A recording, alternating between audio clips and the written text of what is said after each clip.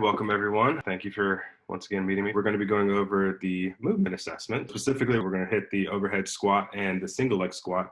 In light of the current mood in our society right now, I'm just going to do a grounding exercise. It's something I like to do every time I study or before I take a test, because what happens is by grounding yourself, you're slowing down your breathing and you're allowing your body to get into that parasympathetic state, that rest and digest state. Also, what you're doing with this breathing exercise is you're getting your brain into a alpha state. And in that alpha state, that is where the true learning can occur. You're welcome to join. If not, go ahead and just listen ahead. What we're going to do is if you're sitting, you're going to just sit up nice and tall, sitting in your chair. Your eyes can be open or closed if you like. And we're just going to take a nice deep breath in through the nose and out through the mouth. And in through the nose and out through the mouth. And last one, in through the nose and out through the mouth. Good. And continue with the regular breathing pattern. Now you're going to shift your awareness down to your feet, noticing the sensations of your feet on the ground, feeling that stability. Then shift your awareness up to your calf muscles, softening your calves. Relax your thighs. Feel your hips grounding into your seat. Feel the sensation of your low back on your chair. Softening your shoulders away from your ears. Relaxing your forearms and hands. Softening your biceps. Relaxing your jaw muscles. Softening your tongue. Relaxing your eyes. Finally, softening and relaxing your mind. Letting go of any worries or stresses that may have accompanied you to today's session, and allowing your body and mind to stay present for this next hour. On your next inhale, I'd like you to inhale your intention for today's session. And then as you exhale, let it go. Softly open your eyes and prepare for today's session. So today, as always, what I like to do is make sure that you're going over your learning objectives before you get to any chapter. So any chapter in these books, you want to make sure you're looking at your learning objectives. And what that does is it gives you a clue as far as to what you're going to be responsible for, as far as the material. Also, what I use the learning objectives for is I will go back and I will read the learning objectives and I will challenge myself to, can I explain a function of a movement assessment? Can I differentiate between a dynamic and transitional? Can I explain the relationship, or can I identify the steps? If you can do all four of those, then you are in a good position. So what we want to do, make sure you remember from our previous session, recall that static posture is actually the positioning of the musculoskeletal system while the body is standing still. Okay, that's what static means. Now, when we have dynamic, what we're doing is we're actually assessing the body in motion. Okay, so we're moving from a static position where there's no movement, no motion, to doing a dynamic motion, dynamic movement assessment. And what happens is we have these potential muscle imbalances that can be identified in a static assessment, and they may appear during that dynamic movement assessment, but not necessarily vice versa. So what this means is you can have a client with, you're doing that static assessment and they just have this perfect posture. And then if you just stop right there, then you're not doing that person any justice, because what may happen is as the body starts to move, then you can see those movement impairments. And now what would have happened is, had you not done a dynamic movement assessment to assess their quality of movement, and you just took your notes from the static assessment, then you may potentially cause some injury to this client if you put them through your program. So that's why it's really important to, after we do our static assessment, to move down that protocol is going to be our transitional movement assessments. So here we go. Here's our rationale.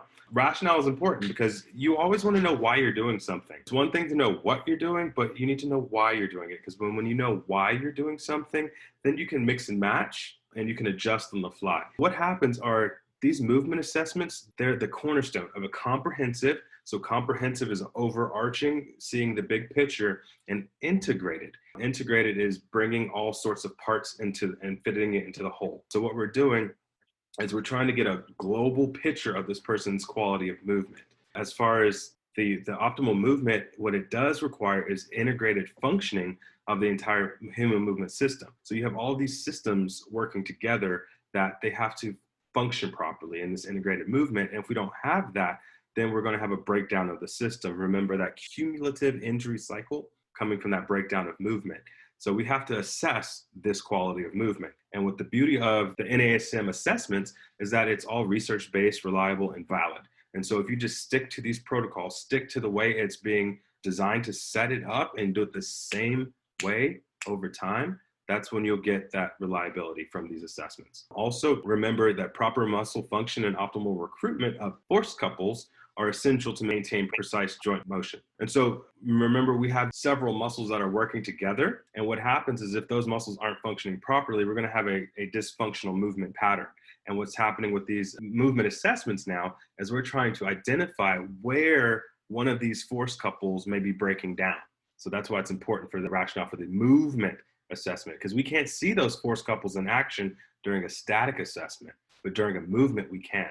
This also translates to the efficient transfer of forces. Remember, muscles, they accelerate, decelerate, and stabilize. So we have all of these different functions of each muscle. That's another reason why we need to do these movement assessments, because we can break down at which phase of the contraction of that movement is the quality diminishing, and we can figure out and kind of extrapolate which muscle may be causing that issue. Don't forget that we still have further assessment to do, but we can hone in on where we need to be looking with these movement assessments. Furthermore, on rationale, remember kinetic, it denotes a development of force. Chain refers to the interconnected linkage of everything. So we have to move away from the Cartesian model of parts. So it's not a part that are just separate.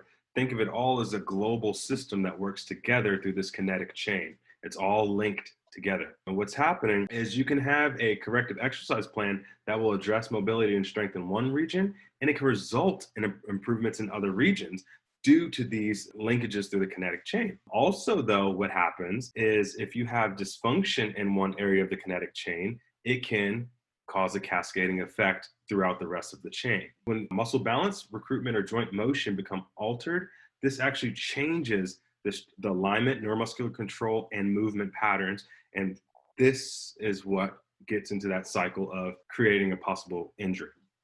There's so many assessments. And when I first started doing any of this corrective type of work, I got overwhelmed because I'm just like, oh my gosh, there's so many assessments. How do I know which assessment to do, when to do that assessment? What do I do? So the beauty of NASM, once again, is they have a systematic order of these assessments. And what you do is you start with the least challenging, and then you progress. And you progress based on the client's abilities. You don't have to go through every single one of them, but you start somewhere, you progress towards somewhere else. If as you're progressing, you stop right there, that's where you need to stop. And then what you want to do is if the individual's functional capacity and the severity of their observed compensations and goals, that's what dictates which movement assessments to perform. That functional capacity is a big one, as well as observed compensations. Because if I observe a gross compensation happening in an overhead squat, I'm not going to progress that person to a more difficult assessment. Or I may even need to regress a more difficult assessment to get the information that I'm trying to extrapolate. So we have our movement assessments. They're grouped into 3 categories. We have transitional, loaded, and dynamic assessments. Today, we're going to be going over the transitional assessments. These are our kinetic checkpoints, and just like our static assessment, our movement assessments, we want to observe from multiple viewpoints because we need to change our viewpoint because it will allow us to see different muscles in action and different joints in action. Each view has certain areas that you should be looking at, and this helps you to not have information overload in that you're looking at the anterior view and you're trying to get the whole picture of the person. But when we break it down, you can see that when I have anterior, I just need to focus on one area, switch them lateral, focus on the next. So that's what helps with these multiple views. And you can see all of these different impairments in action. Make sure that you keep in mind that we have this regional independence model where one region will affect the other. Okay, so that's what's happening. When you start to see these impairments, you don't want to get pigeonholed to thinking of that one specific area that you see. You want to think of how is it affecting what's above and what's below. Keep that in mind as well. Although a movement impairment may be noted for a given joint, it may be coming from a completely different region. One of the best examples and used in your book is knee valgus. So remember with valgus, it's like gum. The knees are sticking together. When we have varus, it's the opposite of valgum. So the knees are going away. So as I go into this knee valgus here, this can actually be the result of ankle pronation. So down here, my ankles are pronating in, dragging the knees and taking the knees with it. Or it can be caused from tight hip abductors pulling those knees in. So either way, the issue wasn't the knees, it's either coming from the ankle or the hip. And so what we need to do is we need to be programming as such. If the knees are buckling together, it's coming from the hips, and if the knees are pulling apart, it's from the ankles. I think okay. That's why I asked. No, it's okay. It's okay. Keep them coming. Please keep them coming, because you may not be the only one. So what's happening with the knee valgus, what it is it can come from either the ankles or the hips. Okay. One of those two can be causing the knee valgus. And so what's important to note is if you see that knee valgus, to think above and below. What's going on there? And also remember, each joint or body region has a specific biomechanical motion. When you're assessing these movements, you're thinking of that particular motion that it should be occurring. And if it's not happening, that's actually what's a movement impairment. So when the muscles or the bones aren't going along their normal path of movement, that's where you have that impairment. So what's happening, what we're looking at is we have those three views, our anterior, lateral, and posterior views. From the anterior view, what I'm looking for are frontal and transverse motions. So remember, frontal plane, anything in that frontal plane, you want to think that you have a piece of glass in front of you and a piece of glass behind you, and all the movement you can do is abduction away from the body or adduction towards the body of the upper extremity and lower extremity in between those pieces of glass. So we have that here, our abduction and adduction and abduction. And then also we have rotation, okay? That's going to be transverse. So I'm going to see either internal, external rotation of the lower extremity or the upper extremity, or I'm also going to see the horizontal abduction and adduction of the upper extremity as well. We also have rotation of the head and rotation of the torso. So those are the motions I'm going to be looking at within the anterior view. And it's not necessarily these motions that you're going to be having them do, but for example, if I have them squatting and I see that the knees are caving in, then that's actually hip internal rotation. But what happens is when you have these motions occurring, when you see these movement and compensations, what's really happening is that joint is doing something dysfunctional. And it's one of these motions that you're seeing here in an anterior view. So looking from the front. Okay, so moving on, from a lateral view, we have sagittal movements. Now that sagittal plane, so we have that sagittal plane cutting the body into right and left halves. And what you want to do is you want to pretend like now we have a piece of glass on the side of us, and everything I have to do has to go within that piece, those two pieces of glass. So that's where I get my flexion extension of the upper extremity, flexion extension of the wrist, flexion extension of the hip, flexion extension of the knee, flexion extension of the torso, flexion extension of the head, and then something that is very unique to the foot, instead of having flexion and extension, we have plantar flexion and dorsiflexion. So your plantar flexion, you want to think like you're planting your foot into the ground. So plantar flexion, and dorsiflexion, I am bringing my toes towards the shin. And as far as the ankle joint, which one of these, based on the classification of flexion and extension, would plantar flexion be?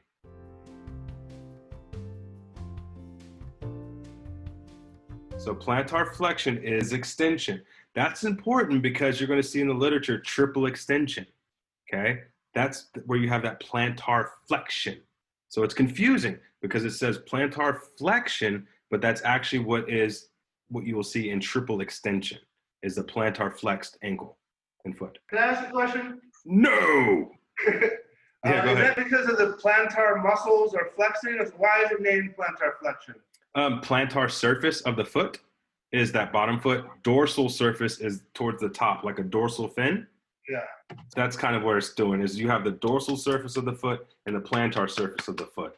Right. So that's why plantar flexion, dorsiflexion. Chugging along. So then we have a posterior view. Now from the posterior view, what you're really looking at is this asymmetrical weight shift of the hips. So right here. So we're either looking for a shift kind of this way or a shift. Okay, so you can have a side-to-side shift, or you can have a kind of rotational shift.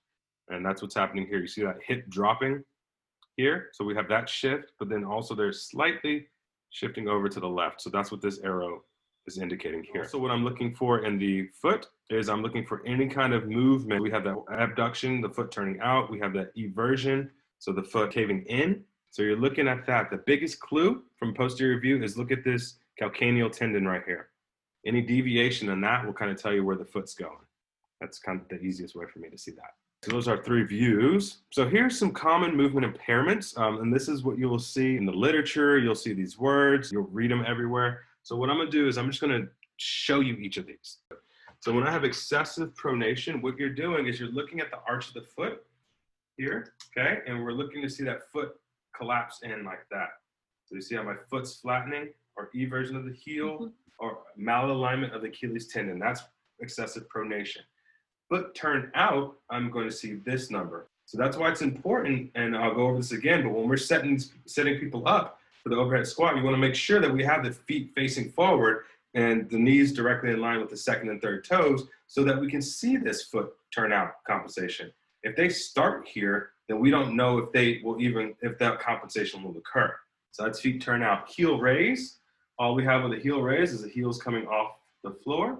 So that's the heel raise. Knee valgus. Remember that G for gum, valgus.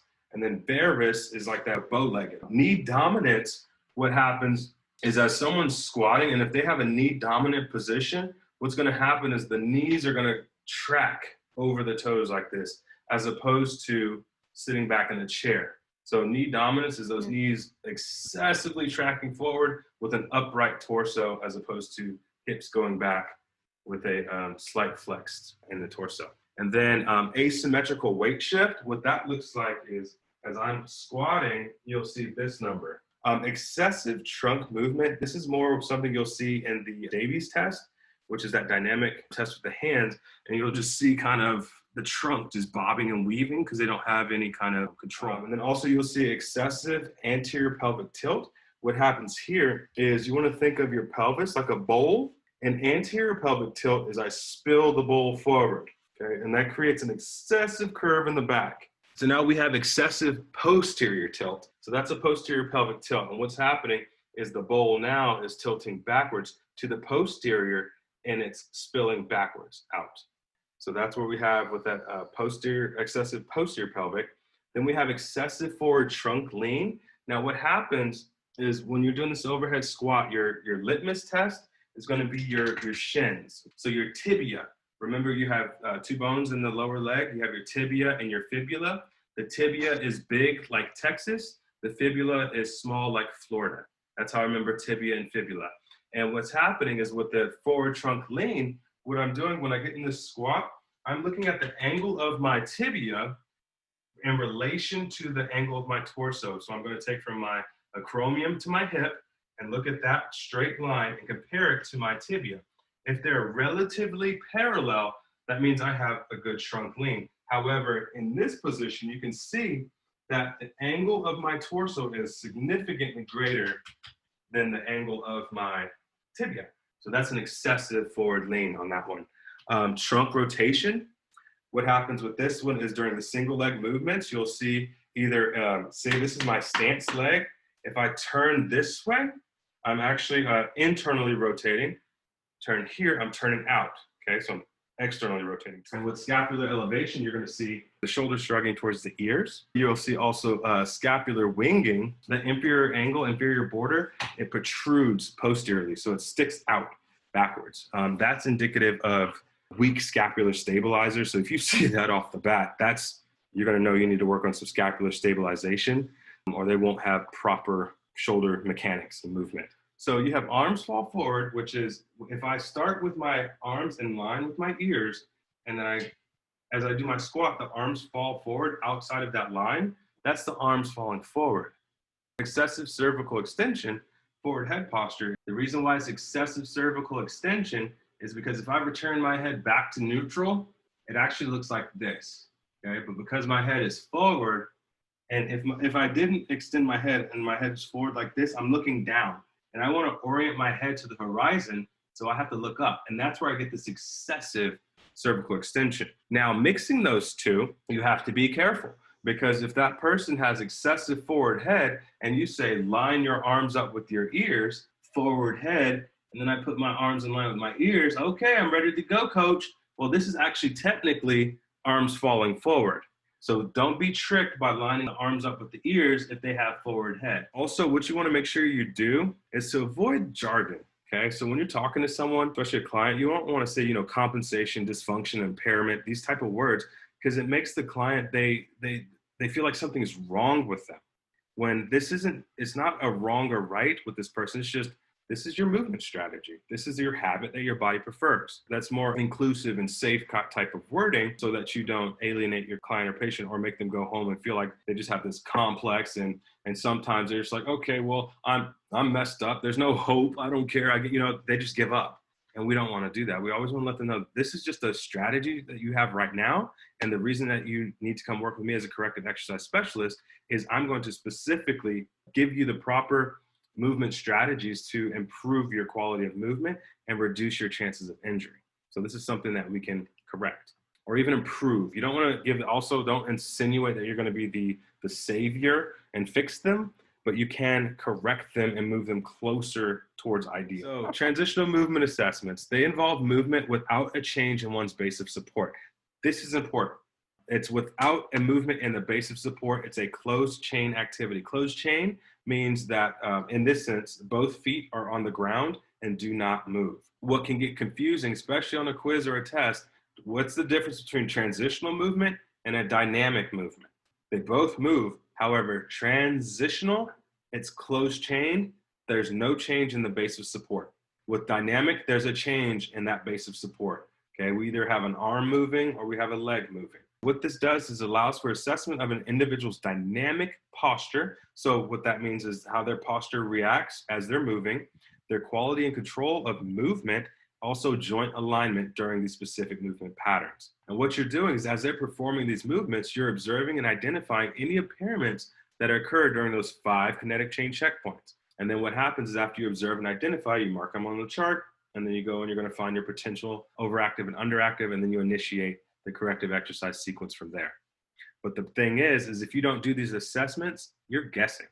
Write that down. If you're not assessing, you are guessing, and you don't want to be guessing. So always do a thorough and comprehensive assessment. These transitional assessments, they utilize the client's body weight. So that is the difference between a transitional movement assessment and a loaded assessment. A loaded assessment does not use the client's body weight. We have an external load that is either placed on the body or the body has to manipulate. So that's the difference. Transitional movement assessments, it's a closed chain, so we don't move the base of support, as opposed to dynamic, we change the base of support. Transitional movement assessments use body weight, as opposed to loaded, which has an external resistance or external force. And we have the overhead squat, modified squat, split squat, and single leg squat. With these movement assessments, you always want to start with the overhead squat assessment and progress if needed. Always start with the overhead squat assessment. That's our basic foundational assessment. It gives you a global picture from which to work and go into these different specific movement assessments, as well as mobility assessments of that sort.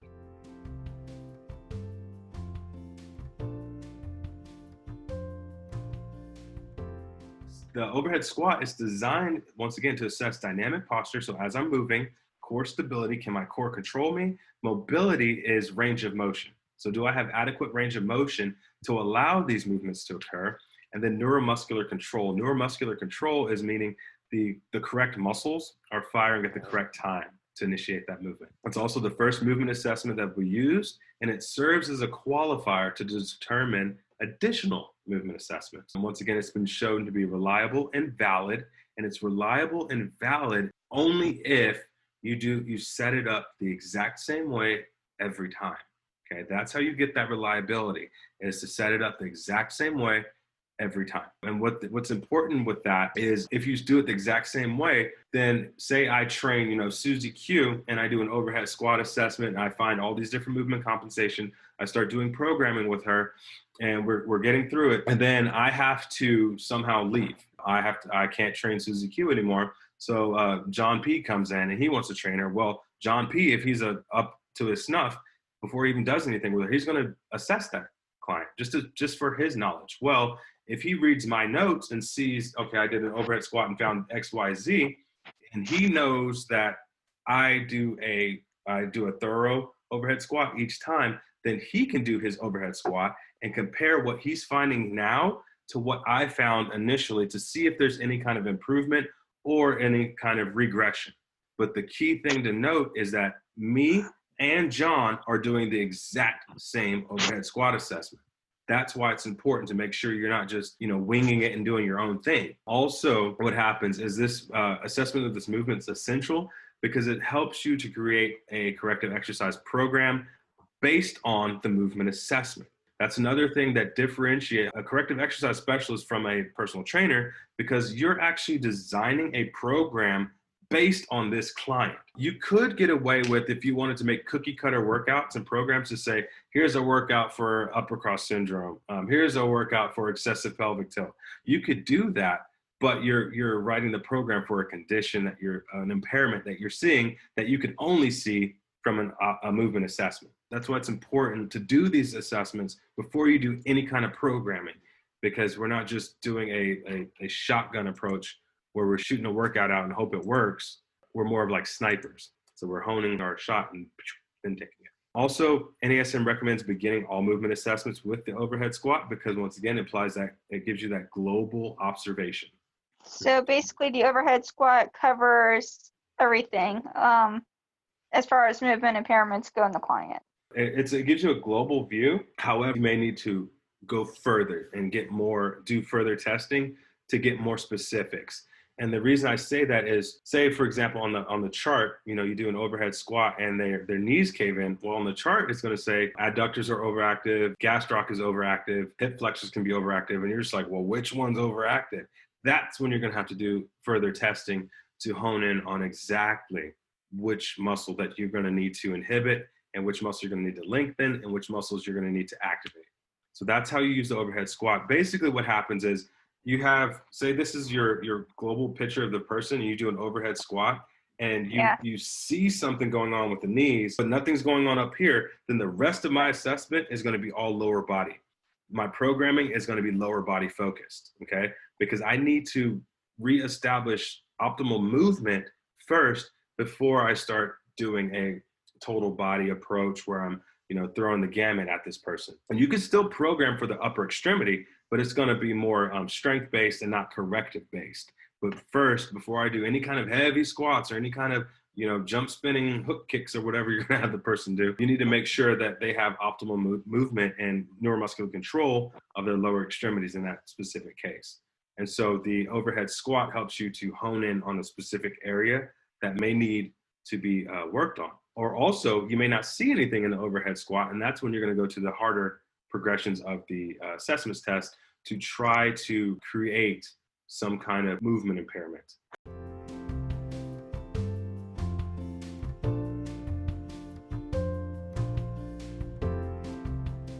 Starting position for the overhead squat. So you want to make sure that the individual, they stand with their feet hip to shoulder width apart. The cheat sheet for me on this one is I just go the axillary, so armpit, you go straight down from axillary, and that's where you're going to line up your feet.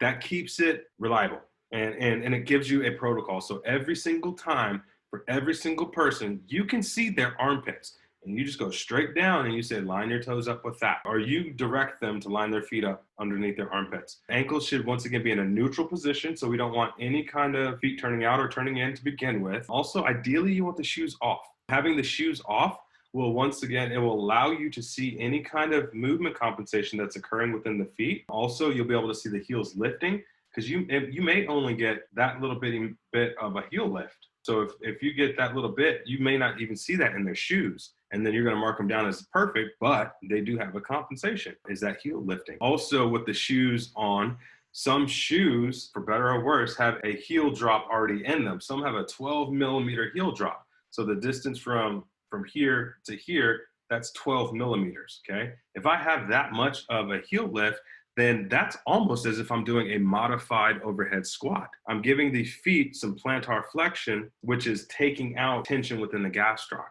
the calf complex. So that's, again, why it's important to take these shoes off. If you need to have them on, have them on. But then from there, you have to make sure you wear the shoes every single time to keep it all uniform. But preferably shoes off. And then you're gonna have them, once again, raise their arms overhead, and you're gonna extend and align the arm with the torso as best as you can. If they can't get their arms all the way up in line with the ears, then it's, already arms falling forward. And then the movement portion, what you're gonna do is you're gonna have the person squat down as if they're squatting to the height of a chair, and then return to their starting position. If there's any discomfort, you can reduce that height. Okay, you don't have to be a Nazi and say, I need parallel. If you can't get parallel, I'm sorry, I can't help. No. If they need to reduce that height, just have them reduce the height, because you can still see these impairments occur. Also, you want to have 5 reps from each view. This is beneficial because what happens is through those initial repetitions, as you explain it to the client, they have some conscious involvement going on where they're thinking of it. But eventually what happens is, as you get more and more reps, they're just going through the motions, the body starts fatiguing, and then you start to see the compensations coming out. So that's another importance with the 5 repetitions. So observation, what you want to do is from each viewpoint, once again, you're focused on specific things. So from the anterior view, we're going to look at the feet, knees, lumbopelvic hip complex. Feet and hips, they should remain in the sagittal plane. So that means that those knees should just go forward and track in line with the second and third toes. So any kind of deviation from that straight line, that's a movement impairment. Okay, remember we have our valgum and varus. The lumbopelvic hip complex should not shift side to side or get any kind of rotation. Lateral view, you're going to be looking at the feet, ankle, knees, and lumbopelvic hip complex and shoulders. Heels should stay on the ground. Pelvis and spine should not have any kind of cheerleader butt or noacetol going on. Torso should remain in line with the tibia, and then arms should stay in line with the torso. From the posterior view, we're looking at the arch of the foot and to see if we have any kind of eversion or inversion going on, pronation or supination of the foot. And the heel should remain in that neutral position. So then from an anterior view, what you're looking for is these are the impairments that you're going to note. So if the feet, do the feet turn out? Then the knees go in or out? Is there any kind of shift in the hips? Or does the shoulders elevate? You notice we're not looking for anything going on with hip pelvic rotation. I mean, you can see a side to side shift, but it's easier to see kind of this up or down shift from posterior. We're also not looking for the arms falling forward. We're not looking for the low back arching. We're not looking for the excessive lean. We're not looking for any of that. All you're noting is what's happening with the feet, knees, hips, and then are the shoulders elevating. From a lateral view, now we have some different things we're looking at. So now we're looking at the ankles. Are the heels going up? Okay, because that's an easier way to see the ankle heel rising, especially posterior too is good. But are the heels going up? Knee dominance. Are the knees shooting way too far forward with an upright torso? So you see homegirl right here, she's here, okay? Now, if she was more knee dominant, it would look like this. Okay, so my torso is more upright and my knees shift forward more anteriorly, okay? So that would be that knee dominant posture. And then I'm looking at the hips. Do I have anterior, posterior pelvic tilt or an excessive forward lean? Looking at the arms, do I have the arms falling forward? Okay, so that's a lateral view. Posterior view, once again, you're looking for the excessive foot pronation. You can even see she's shifting. She's shifting slightly to the right. But you can look for that lateral shift. Also, you can look for the heels elevating from there as well. So then what happens is you have this chart in your book. And what you do is, as you're seeing these things, you just check.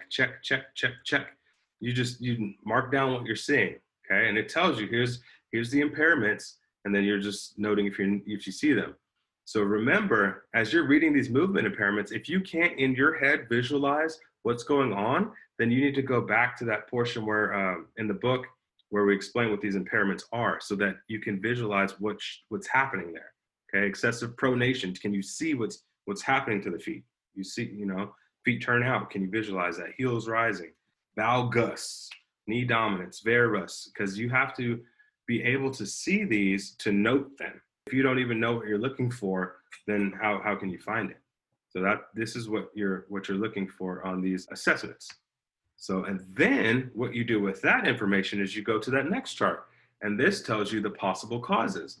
Okay, so for example, feet turning out, my possible causes are an overactive gastroc soleus hamstring. Possible causes are underactive anterior posterior glute med glute max. So this is why I say you need to do some further testing, and that's why they have these associated mobility assessments, because once I see my compensation, I need to figure out where it's coming from. Which one of these possible muscles may be causing this compensation. And that's how I go through with the further testing. That's why it's really important to do this overhead squat assessment prior to doing your corrective exercise work. And then also, my hat is going way off to the CPTs in here who are the people who are even just going for CPT and not even working on your CES yet, because this CES material, it actually used to be phase 1. That's how important this knowledge is. Before you jump into any kind of programming, you want to make sure you can find these movement impairments and correct them first. If I'm not correcting these movement impairments, I am building muscle and movement on top of a faulty platform. And what we need to do first is find these viruses, extrapolate them, and then reinstall better programming, then initiate the rest of the OPT model. But now I understand why they separated this into its own certification, because there's just so much information. It's the same thing of reading a chapter on cancer versus taking a whole cancer exercise certification. There's just way more knowledge in this bucket than they could put in this one. Those of you doing your CPT, I hope you roll right into the CES, because this, especially with everyone sitting down nowadays, this is going to be important to know. So then we have modifications. So what happens is, this is where I go back to where we do the overhead squat, and it's like, okay, now what? How do I determine what's causing this movement impairment? And going back to that knee valgus situation, remember, we can have it either coming from the ankles or we can have it come from the hips. How do I figure that out? Modify the overhead squat. So what happens is, these modifications, they give you a clearer picture, okay, of these probable causes. Within the kinetic chain, remember that we have this regional interdependence model where everything is connected. And so what we're trying to do is, this helps us identify these root causes in the regions of the body. So distal means further away from the body, further away from the point of origin. So this helps us find out that if we have a movement impairment, what's going on distally from that, so further away from that. It's also important to note that these modifications should only be used for the assessment and not for your exercise program. Heels elevated, and that's going to be this picture right here. So with these heels elevated, what happens is, if the client exhibits excessive movement in the lumbopelvic hip complex, it can usually be located in the foot, either in the foot or the hip. And what we're trying to do is, we're trying to make sure to see if it's the foot. And specifically, the one that we're looking for on this one is this excessive forward lean. Because with excessive forward lean, what we're doing with these heels elevated is we're putting the ankles in a plantar flexion position. So we're plantar flexing the foot, and that decreases the stretch required on the plantar flexors. When I elevate my heels, I'm putting the gastroc on slack. What this does is it increases the availability of dorsiflexion within that squat. It alters the client's center of gravity by allowing them to sit more upright. With less forward lean, there's going to be more knee excursion, less hip flexion utilized during the squat, and this modification allows the professional to see the influence the ankle has on the individual's deviations. And the way this plays out is, if the individual displays a movement impairment during the overhead squat that is improved after elevating the heels, then you're going to correct for improving ankle dorsiflexion. If, however, the overhead squat is not improved by elevating the heels, that means the movement impairment is actually not related to dysfunction at the ankle. So let's break this down. I'm doing my overhead squat, and I'm just going to keep it here so you can see my feet, ankle, and torsos. So as I'm doing my overhead squat and my arms are raised, if I'm squatting here, right, and I start to lean forward, okay, so do you guys see this excessive forward lean here? The reason why this excessive forward lean is happening is, as I'm trying to squat, my gastroc and calf muscles, they get tight, okay? They start getting tight here, and what happens is, I can't get any more knee excursion, meaning I can't get any more movement of the knee. Well, as my hips start dropping back, I need to shift my weight forward to counterbalance the hips going backwards. Because if I had adequate ankle dorsiflexion, I would be able to go all the way down and keep my torso upright. However, if I don't, then my knees stop here, and then I start leaning forward to counterbalance. So that's how, if I'm squatting and I squat down and I have forward lean, then when I elevate my heels and I squat down and you don't have that lean, that means it was the tight gastroc that was causing the impairment the first time. If, however, I elevate the heels and I still have that forward lean, that tells you it's coming from the overactive hip flexors pulling the torso down. So the next modification, we have hands on hips right here, okay? So the hands on hips, once again, it's all regional, determined on this regional independence model. And what's going to happen is virtually every global muscle subsystem is crossing the hip. So when you have an excessive anterior pelvic tilt during an overhead squat assessment, the causes, it may be in muscles either above or below the lumbopelvic hip complex itself. In this specific case, an anterior pelvic tilt can be either caused by the overactivity of the latissimus dorsi, pulling up on the posterior hip, or a tight hip flexor complex pulling down on the hip. Let me break this one down before we go further into this.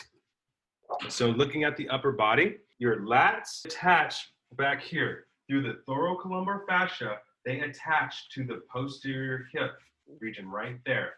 So if my latissimus dorsi is tight, what it's saying here on the slide is that when it's tight, it will pull up. So it's pulling my posterior hip and pulling me into this dysfunctional anterior pelvic tilt. Because if my lats are tight, they attach here on my humerus, and if I'm pulling my lat tight this way, what's going to happen is through relative flexibility, the body is going to find a way to make this motion occur. And what it's going to do is going to pull up on my posterior hip. However, conversely, I have my hip flexors. So my psoas, the hip flexors, iliopsoas, even the rectus femoris, they attach to the front of the hip.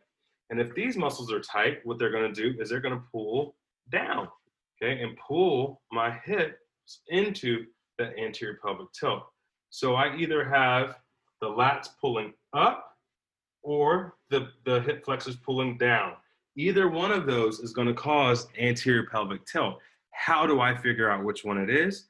Hands on hips squat. And what happens is the hands on the hips, they remove that stretch placed on the latissimus dorsi. And it also requires less demand of the core stabilizers. So what we're doing here is we're looking to see if the upper body, if it's the lats that are causing that anterior pelvic tilt, or if it's the hip complex or the lower extremities causing it. So if an individual's lumbar spine extends, excessive pelvic tilt during overhead squat assessment, but the impairment is improved when you put your hands on the hips, then that means that the lats is the region that you need to address. If, however, it still exists, that means it's coming from the hips, because same thing with the knees, I'm taking the lats out of the equation by putting my hands on my hips. Okay, I'm relaxing those lats.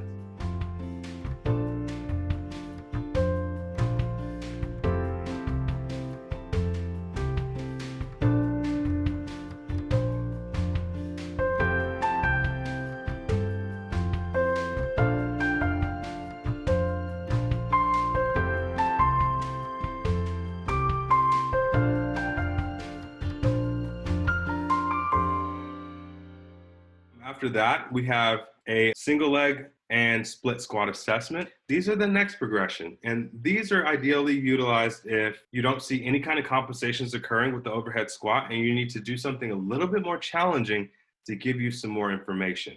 But one thing that's important, make sure your client can stand on one leg first. If they can't stand on one leg, they're not going to be able to do a single leg squat. If you know they can't stand on one leg and you still make them do a single leg squat, then you better be right there ready to catch them or have a gait belt on that person, because they have no business doing that.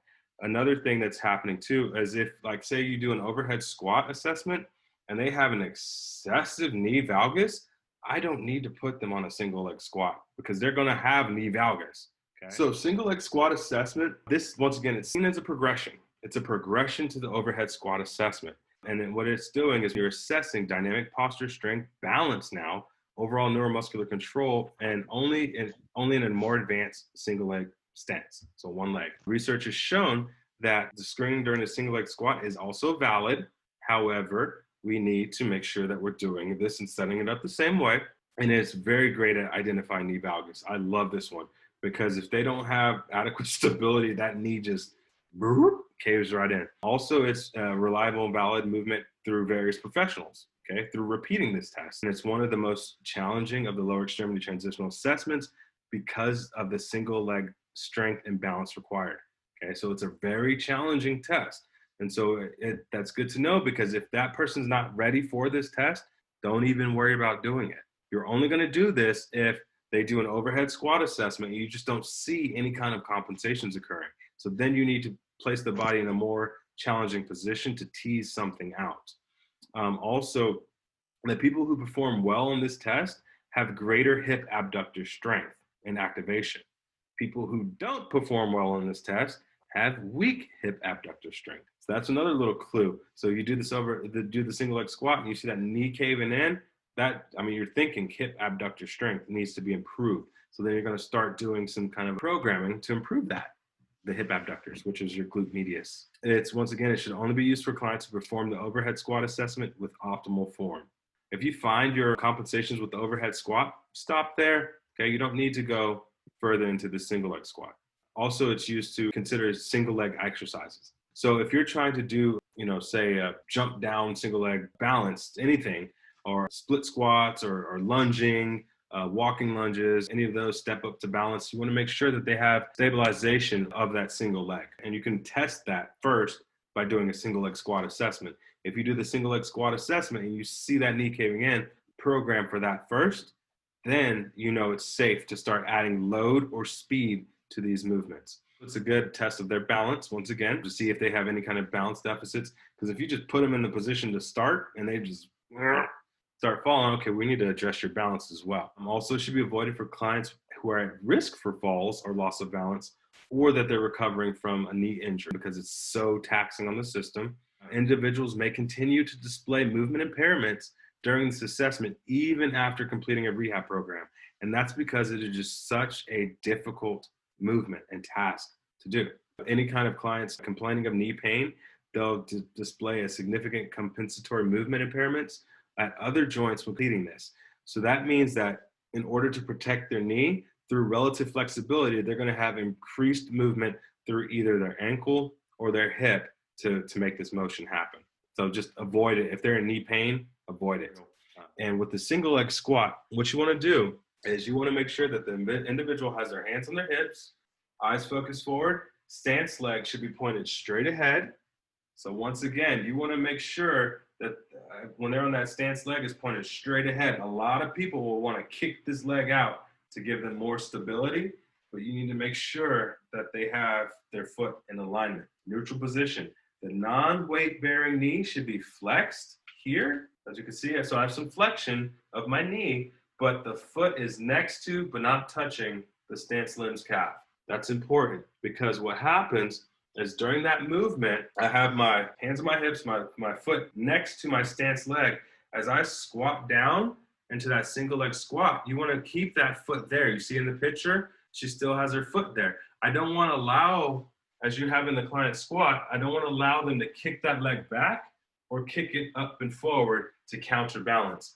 Also, I want to keep the hands on the hips and don't allow them to use the hands to counterbalance, okay? Because remember, we're trying to stress and test this system. We don't want to make it easier for them. We want to make it harder so that we can expose these movement impairments and don't let them compensate. You have them perform 5 reps each side, and then you're going to switch to the opposite leg. And then what you're doing is, once again, you same thing, different viewpoints. Anterior, looking at the feet, knees, and hips to remain in that sagittal plane, okay? No deviation. You want to make sure the knees are tracking in line with the second and third toes. That keeps it uniform. Second and third toes. Lumbopelvic hip complex should remain level, so no rotation or side-to-side shifting. And then from the lateral view, heels should stay on the ground.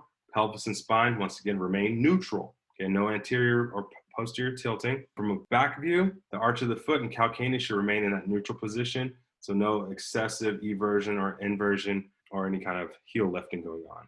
So from an anterior view, what you're looking for, the following movement impairments, what it will look like. If I have knee valgus or varus, I'm looking at the stance leg It's going to go either in like this, or it's going to go out like that. Okay, so this one's varus, this one's valgus.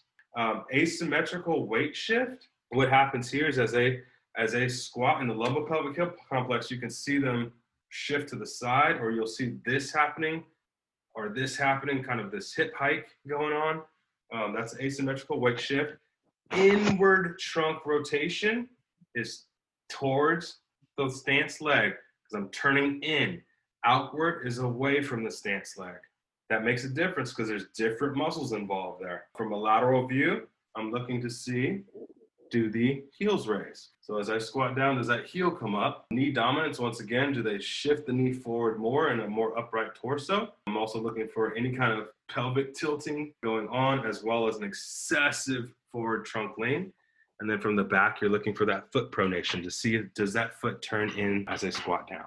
So now the split squat, what we're doing is we're using this to assess the dynamic posture, stability, and the overall neuromuscular control while in a narrow stance. So what this does is it mimics the stance required in walking and running gait, okay, or as well as many other activities of daily living. This test, it can be used in two ways, as a regression to the single leg squat. So what you're doing is you're trying to refine observations of the unilateral compensations seen during overhead squat assessment.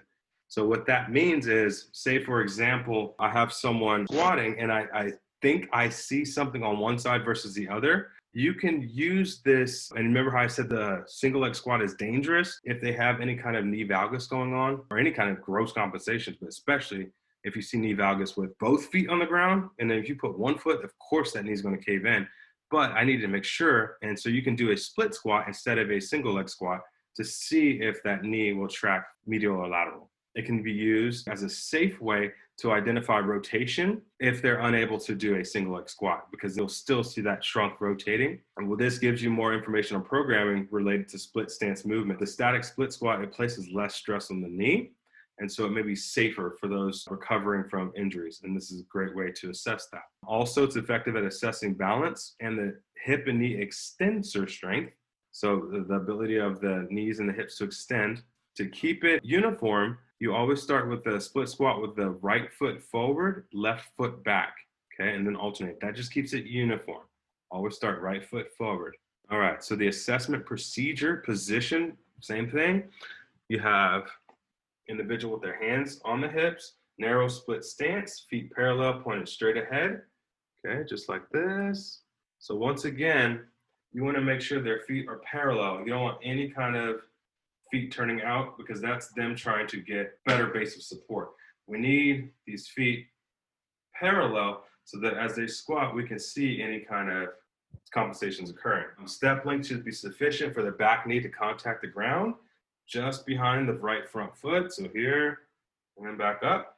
You're gonna have the individual place their hands on their hips so they can't use the hands to counterbalance. And then the movement. You're gonna instruct the individual to lower to a depth that brings their rear knee just above the ground without touching and return. So I explain to people, go down like you're an elevator, come back up like you're an elevator, up and down. Front foot should remain planted on the ground while pivoting onto the toes of the back foot.